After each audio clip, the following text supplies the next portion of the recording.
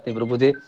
हाँ, तो एक स्कंद पुराण के अंतर्गत एक जो शास्त्र का श्लोक है, शास्त्रम गूढ़म रहस्यम विरचित मनसाम कार्तिकेयम महायाम शिवम पुत्रम सकलेहम विहगत वरुणाम लक्षणम सह प्रमाणम आगस्यम मंत्रमूढ़म सहगत रजसाम लक्षणम पौरुषेयाम गर्गात्री व्यासमुन्यो पराशर सुलभो सामुद्रिकम प्रशस्त।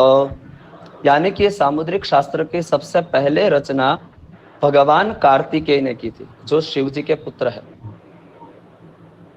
शिव और कार्तिकेय के बीच में विखवाद होने से, वो कथा में हम नहीं जाएंगे, वो जो शास्त्र था उसको समुद्र के अंदर फेंक दिया गया और शिव जी ने समुद्र को आज्ञा दी। जो पहले कार्तिकेय ने जो शास्त्र लिखा था, जिसका नाम था लक्षण शास्त्र, सामुद्रिक शास्त्र नहीं था, क्योंकि यह जो शास्त्र है जिसके अंदर व्यक्ति के लक्षण के ऊपर से उसका फल कथन किया जाता था, इसलिए लक्षण शास्त्र नाम था। और उसमें केवल और केवल पुरुषों का ही वर्णन था। शिव जी ने समुद्र को यानी कि वरुण को दिया और कहा कि आप जैसे पुरुषों के लक्षण है वैसे ही आप स्त्रियों के लक्षण भी इसमें ऐड कीजिए या उसकी रचना कीजिए। और समुद्र ने वो पूरे स्त्री और पुरुष के संपूर्ण शास्त्र की रचना की। और देव दानव के युद्ध के समय कुंभज यानी कि अगस्त्य ने जो पूरे समुद्र का पान किया, तब वो सामुद्रिक शास्त्र सबसे पहले अगस्त्य ने पढ़ा और वो समुद्र के पास से प्राप्त हुआ। समुद्र के पास से प्राप्त हुआ इसलिए उसका नाम हुआ सामुद्रिक शास्त्र। और उसके बाद यह बहुत सारे हमारे ऋषिगणों ने इसका अध्ययन किया, जिसके अंदर व्यास, वशिष्ठ, पराशर, भृगु, वरा, मिहिर, प्रहलाद, बृहस्पति, पराशर और कश्यप, यह सब सामुद्रिक शास्त्र का अध्ययन किया। सामुद्रिक शास्त्र जो है उसके अंदर कौन कौन सी चीजें अंकित हुई है, यानी कि उससे क्या क्या देखा जाता है, तो उसका भी प्रमाण शास्त्र में मिलता है। हस्तशास्त्रम शास्त्र नेत्रम रूपम नाखम नखाम तथा चिन्हम रिक्तम चकाधिन्यम वक्तव्या च स्मया प्रवीण। यानी कि सबसे पहले हस्तरेखा, व्यक्ति की बनावट, उनके गुण, स्वभाव, लक्षण आदि से आप फल कथन कर सकते हैं। व्यक्ति के नाखून के ऊपर से उसका फल कथन होता है, व्यक्ति के चेहरे के ऊपर से, व्यक्ति की आंख के ऊपर से, व्यक्ति के नाक के ऊपर से, एक पैर से भी सामुद्रिक शास्त्र के अंतर्गत हम व्यक्ति का भविष्य कथन कर सकते हैं। और यह भविष्य कथन इतना सटीक होता है कि ज्योतिष से भी आगे इसकी महत्वता दी गई है। क्योंकि हमारे ज्योतिष के अंदर बहुत सारा समय ऐसा होता है जिसमें दो व्यक्ति की कुंडली सेम होती है। एक ही समय पे जन्मे जातक की कुंडली सेम हो जाती है, योग, नक्षत्र, करण, ग्रह सब, दशा, अंतरदशा, षोडश वर्ग सब, फिर भी दोनों का व्यक्तित्व, व्यवहार, स्वभाव, प्रकृति, जीवन, व्यवसाय कोई भी सेम नहीं होता। इसीलिए लेकिन हर एक व्यक्ति की हाथ की रेखा सदैव अलग अलग होती है।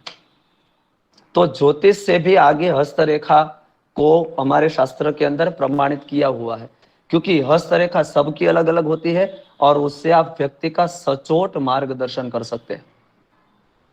तो पहला हुआ हस्तरेखा। दूसरा जो है नख की स्थिति, हर एक के नाखून की स्थिति भी अलग होती है।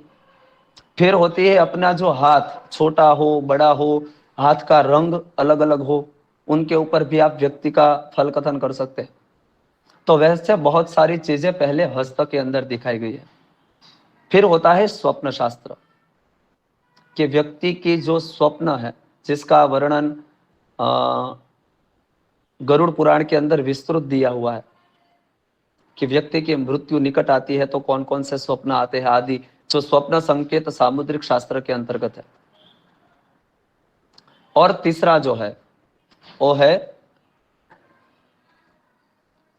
तिल, या फिर हमारे शरीर के ऊपर कोई भी प्रकार के घाव या निशान, जिसके ऊपर से भी व्यक्ति का आचार विचार और प्रकृति हम देख सकते हैं, क्योंकि हर एक व्यक्ति के शरीर के अंदर सेम प्रकार के कभी भी निशान नहीं मिलते। तो 5 मिनट। तो इसलिए हमारे ज्योतिष शास्त्र के अंदर सामुद्रिक शास्त्र को विशेष महत्व और दर्जा दिया हुआ है। सामुद्रिक शास्त्र में आज जो मेरा विषय है वो है तिल अंतर्गत। तो सबसे पहले तिल के बारे में तो हम सब जानते हैं, एक काला सा निशान होता है, कोई किसी को लाल निशान होता है, जिसको तिल कहा जाता है या गिना जाता है। तिल में भी बहुत से प्रकार है।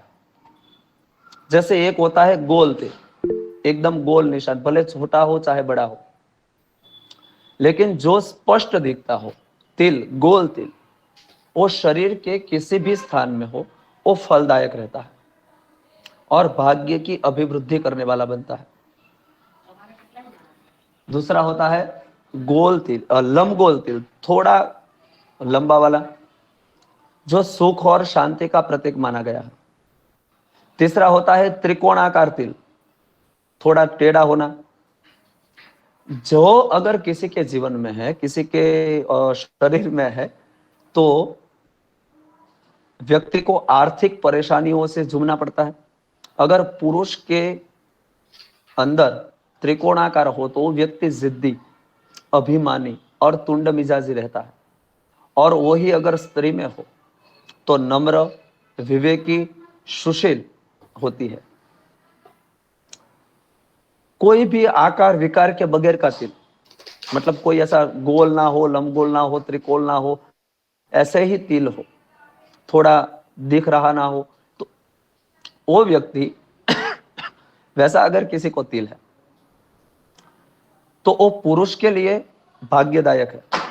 वो जीवन के अंदर अपने जीवन में प्रगति कराता है। और वही तिल अगर स्त्री के लिए है तो उसको वैवाहिक जीवन में व्याधिकारक बनता है, जीवन के अंदर सफलता प्राप्त करने नहीं देता और उसको दाम्पत्य जीवन का सुख प्राप्त नहीं होता। दूसरे भी हमारे शरीर के हर एक अंग पर रहे तिल के बारे में अलग अलग फल कथन हमारे शास्त्र में दिया हुआ है। लेकिन हमारे यह जो ज्ञान संगोष्ठी के अंदर बहुत सारे विद्वान हैं और समय का भी थोड़ा अभाव है, इसलिए मैं सभी महानुभावों से क्षमा चाहता हूं कि अभी के लिए इतना ही रखते हैं। फिर अगर समय हो तो मैं अपना वक्तृत्व कंटिन्यू भी कर सकता हूं, लेकिन क्या समय भी थोड़ा है। पुनीत जी तो मेरा मार्गदर्शन करें। बहुत बढ़िया।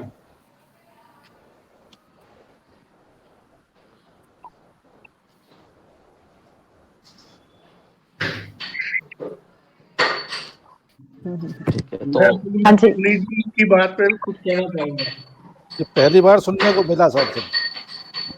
धन्यवाद, आप सबने मुझे शांति से सुना, इसलिए आप सबका धन्यवाद।